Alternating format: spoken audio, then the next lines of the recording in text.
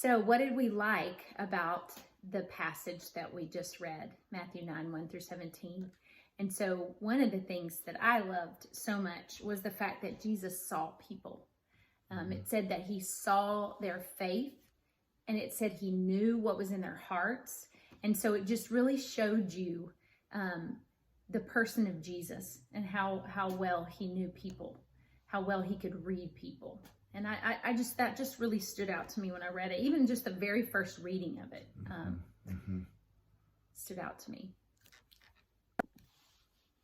Question 2 is, what did you not like? And I think we both agree that the new wine, old wineskins passage is tricky because it's such a, for us, I think, a foreign concept of the whole process of stretching skins and bursting and all of that. So I think we would both like to know more about that process culturally for them.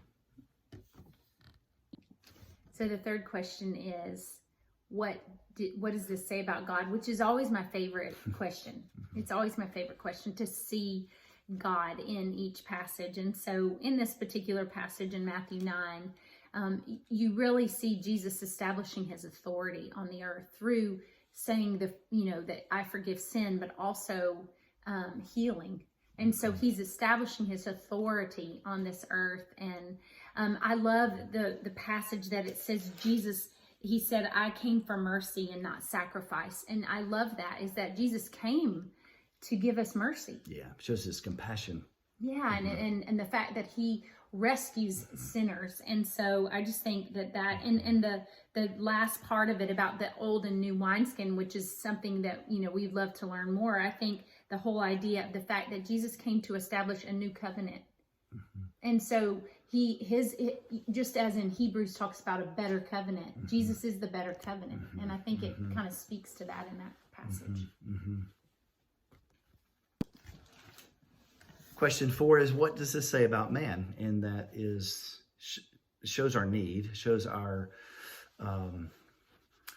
need of a savior, and need of healing at times, and that we're called to follow him and not create our own path, which is in the heart of our old nature, is to do our own thing. So when he says follow me, it's very clear that we need a leader / savior. Yeah. What other thing in what it says about man is the fact that when he says, I came for the sick, I didn't come for the righteous, is that's who we are.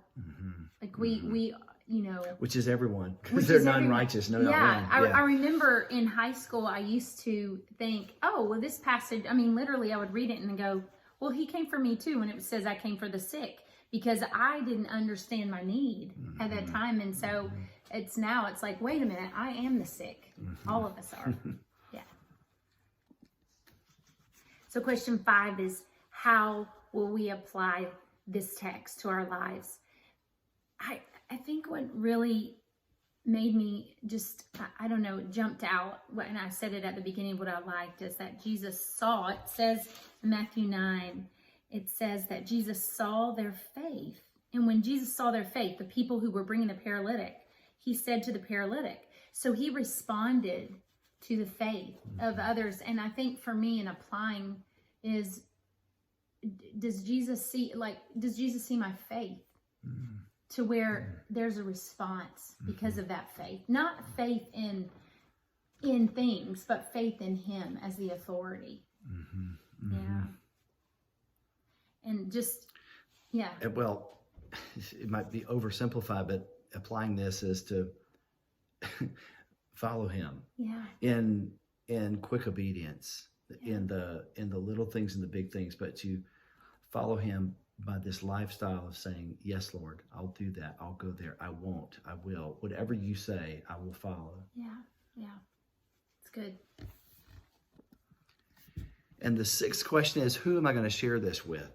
I would say in a way in my sermon this Sunday, it's very applicable to the benediction blessing of Hebrews 13 about the great shepherd of the sheep, who through the blood of the eternal covenant has equipped us to do his will. So, I'll share it that way, and with all of you wonderful folks watching.